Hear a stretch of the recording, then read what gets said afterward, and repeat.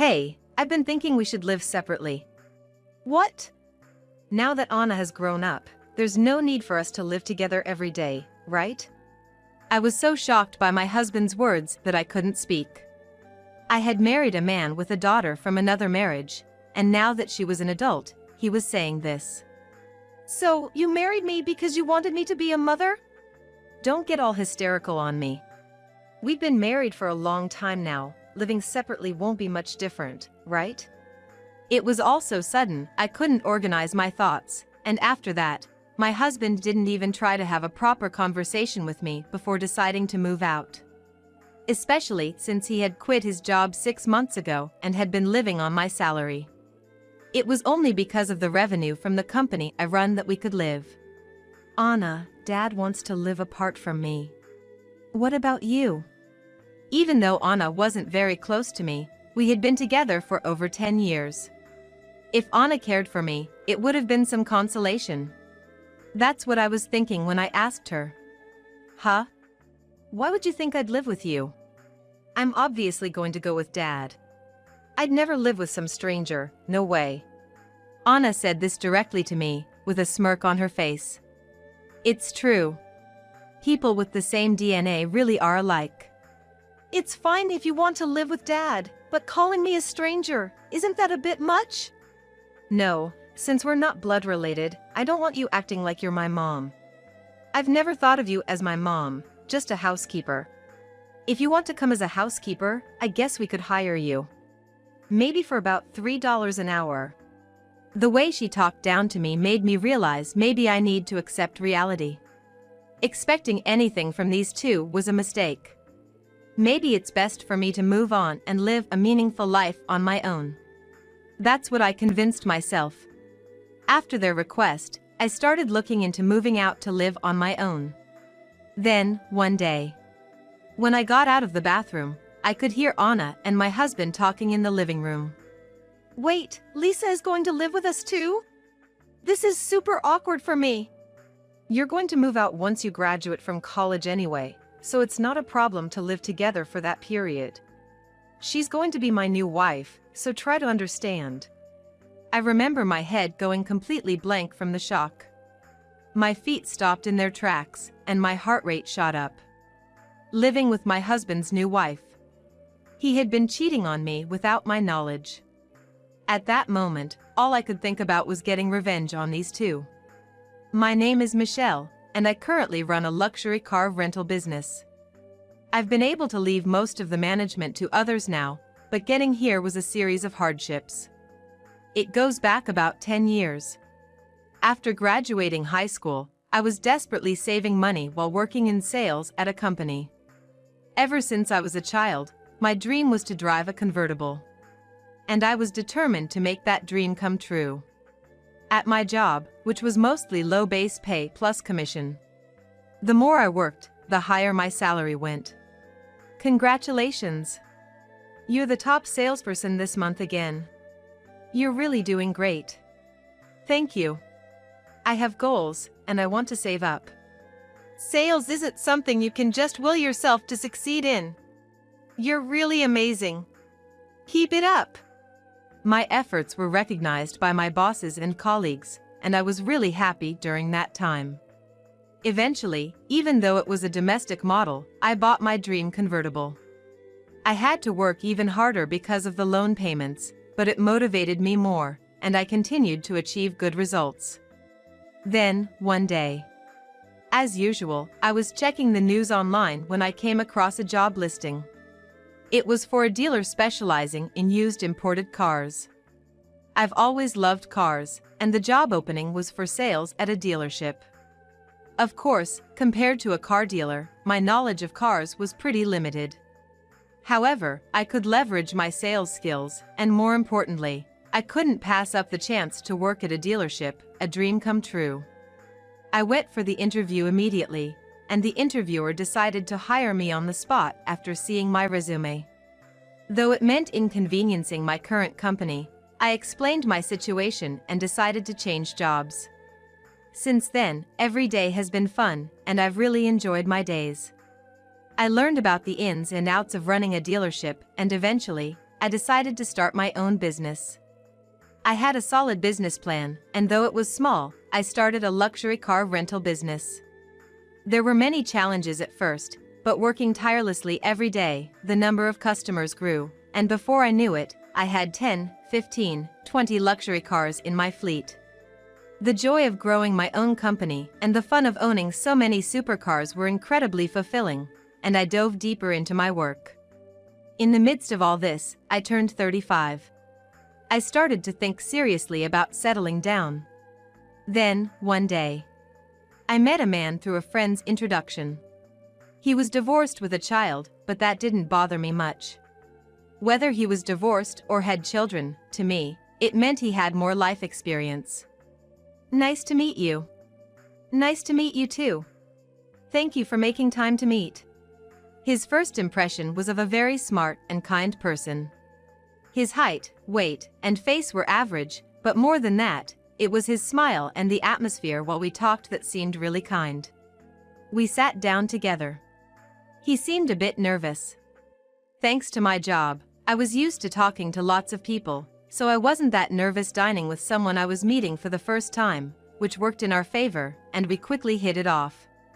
We exchanged contacts, and after meeting a few times, confirmed our mutual feelings and started dating. A year later, we reached the goal of marriage. Let's make the best of it from here on out. I know there's Anna to consider, but I believe you're up for it. Yep. I'll do my best. Our marriage wasn't typical. I was in my late 30s, and he was divorced with a child. It was a unique situation, but we were ready to support each other and build a happy home. That's what I believed even more. However, a month after we got married, I'm gonna be at my colleague's place for dinner and won't be back till morning, so please take care of Anna. Again? You didn't come home until morning last week too. Going out every weekend is a bit much. It's none of your business. I've been doing this even before we got married, so why should I have to stop for you?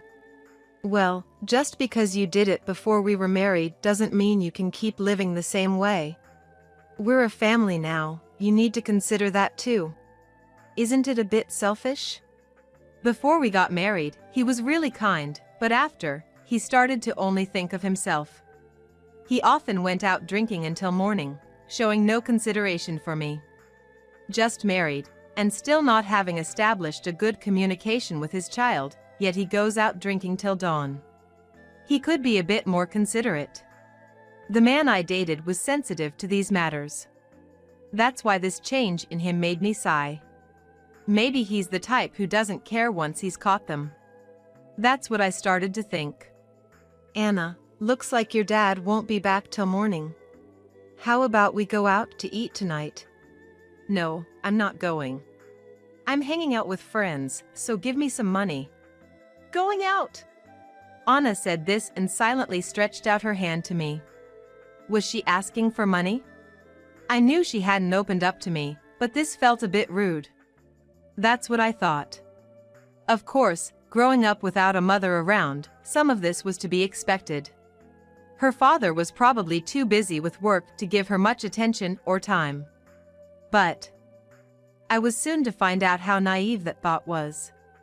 Even after 6 months to a year, there was absolutely no change in their behavior or their attitude towards me. If anything, it felt like it was getting worse. My husband's actions towards me had only increased in demandingness, and Anna, for her part, only ever asked me for money. They wouldn't even make the minimum effort to communicate, and despite my belief that we had become a family through marriage, there was no warmth or bond of family present. Before I knew it, Anna was a college student. She was becoming an adult, and I thought maybe soon she wouldn't be as much of a handful. Maybe once she started working, she wouldn't pester me for money anymore. Just as I started to entertain these thoughts, out of the blue, my husband said, "Hey, I've been thinking we should live separately." What? Now that Anna has grown up, there's no need for us to live together every day, right? I was stunned by his words, speechless. What did he mean there was no need to live together now that Anna had grown up? It was as if he was saying he married me just to raise his daughter. Certainly, it's better for a child to be raised by both parents rather than just one. But was that his reason for marrying me? So, you married me because you wanted me to be a mother? Don't get all hysterical. We've been married a long time now, living separately won't be much different, right? His sudden talk left me trying to piece together my thoughts, but after that, my husband made no effort to have a proper discussion with me and decided to move out. He had quit his job 6 months ago and had been living off my salary. He knew I was running a company, but never talked much about the business details. I had been covering living expenses since we had a decent amount of money. Looking back, perhaps my husband was just using me. Maybe he didn't marry me because he loved me, but because I was a convenient woman who would pay for things and act as a mother to his daughter. That realization hit me hard, and I regretted the time I had spent on them. Anna, Dad wants to live apart from me. What about you? Despite not being very close to me, Anna and I had been together for over 10 years. If Anna cared for me, it would have been some consolation. I asked my daughter with these thoughts in mind. Why would I live with you? I'm obviously going to stay with Dad. No way I'm living with a stranger. Anna said with a smirk, looking me straight in the eye. Indeed. People with the same DNA really are alike. Anna saw me merely as a convenience, too. All the time and money I had spent for her. I wanted to tell them that. Not that I wanted that time and money back. Offering unconditional love to family is natural. But I was the only one who thought of us as a family. They didn't care at all. My love was one-sided, and it pained my heart, leaving me feeling lonely about how to live on my own. People often say you should divorce such a person, yet some can't bring themselves to do it. From the outside, it might seem obvious to leave such a worthless person, but now I understand how they feel. No matter how awful someone is, living with them as a family for years can breed a deeper affection that's hard to surpass. It's fine if you want to live with Dad, but calling me a stranger, isn't that a bit much? No, since we're not blood related, I don't want you acting like you're my mom. I've never thought of you as my mom, just a housekeeper. If you're coming as a housekeeper, we might hire you. Maybe for about $3 an hour. This dismissive attitude was just insulting. Perhaps it's time for me to accept reality. Hoping for anything from these two is futile. Maybe it's best for me to move on and live a meaningful life on my own. I convinced myself of this. Following their wishes, I started to make plans to move out and live alone. Then, one day, as I came out of the bathroom, I overheard Anna and my husband talking in the living room. What? Lisa is moving in too? That's super awkward for me. You'll be moving out once you graduate from college anyway, so it shouldn't be a problem to live together for that period. She's going to be my new wife, so try to understand. I remember my head going completely blank from shock. My steps toward the living room halted, and my heartbeat accelerated. Living with his new wife. He had been cheating on me. And decided to marry her, starting to say he wanted to separate from me. Maybe after a while, he would ask for a divorce. Without revealing any truth, not cleaning up his mess, and without an apology. The moment I heard their conversation, my patience finally ran out. I had no love left for these two.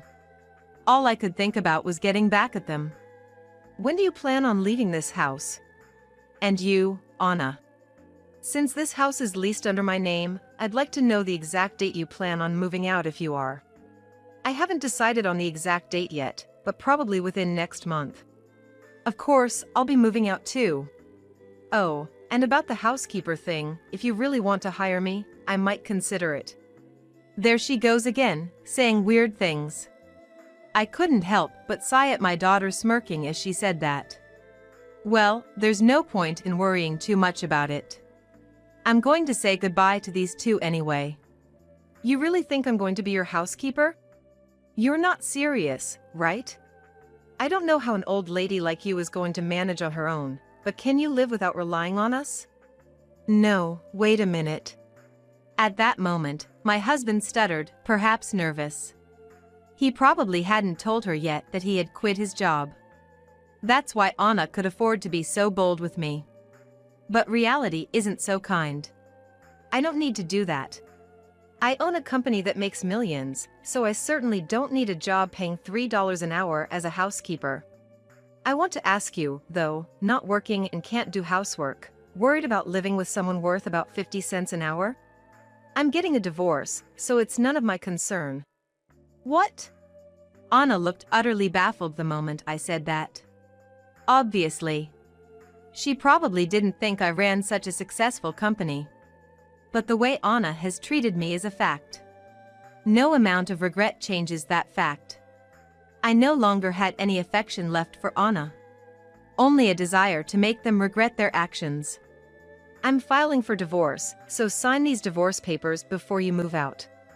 Also, since you plan on living with your affair partner, you had a relationship with another woman while we were still married, so you'll need to take responsibility.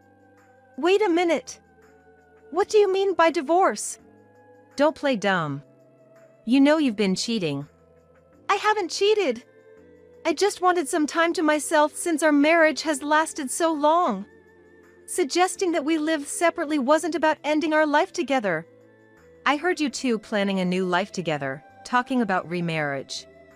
Was that not true? Seemed like you were quite loud about it, thinking I was in the bathroom. It's impressive you could discuss such things while I was around. At that moment, they both fell silent, looking at each other.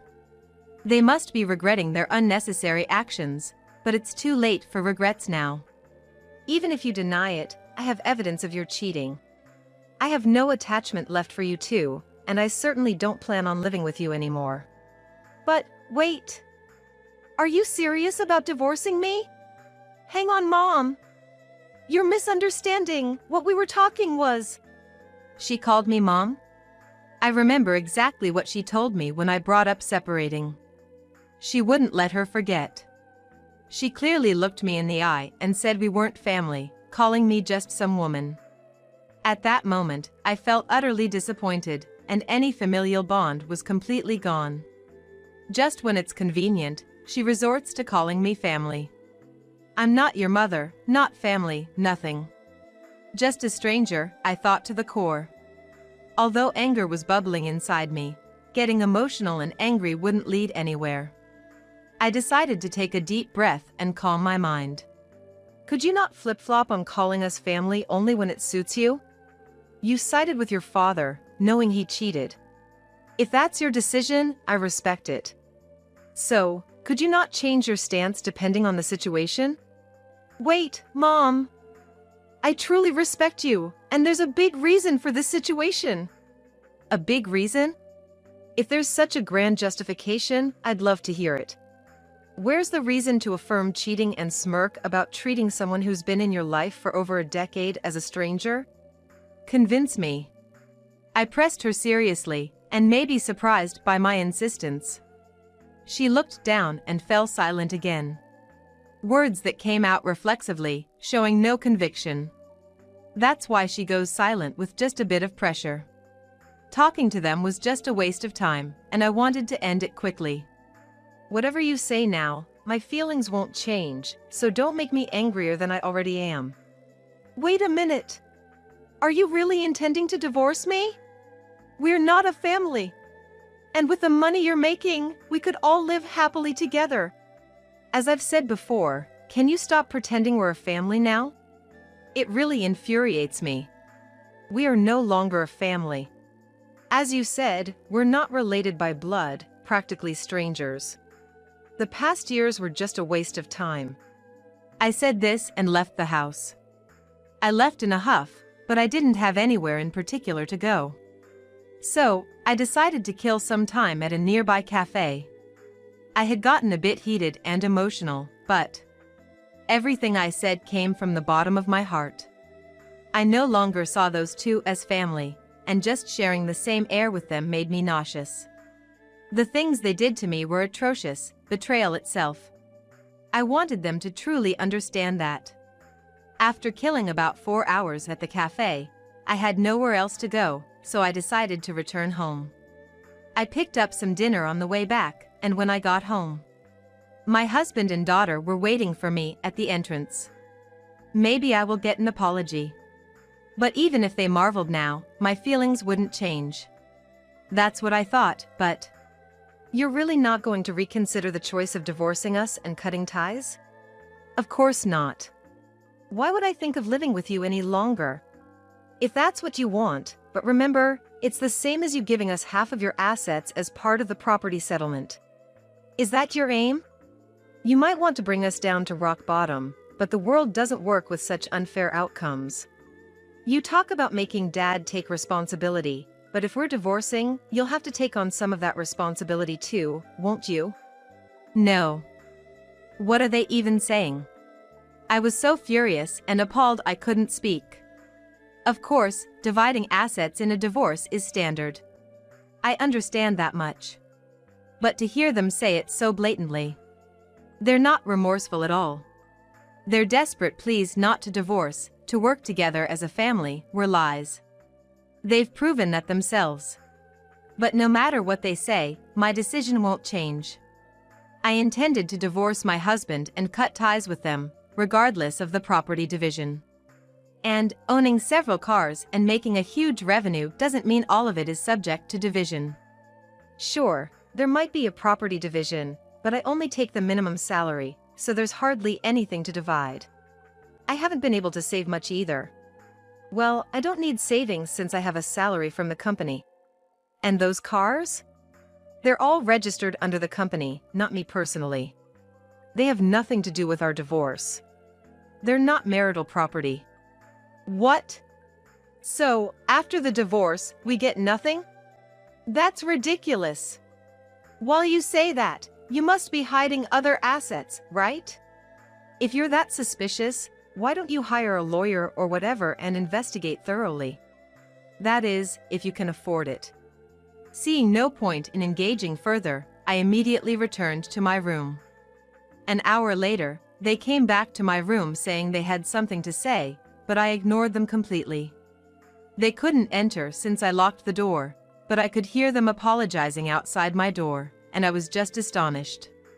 Realizing that my words were true and the dream of receiving a huge amount as part of the property settlement vanished, apologizing was the only way they saw to avoid the worst outcome. It was truly pathetic.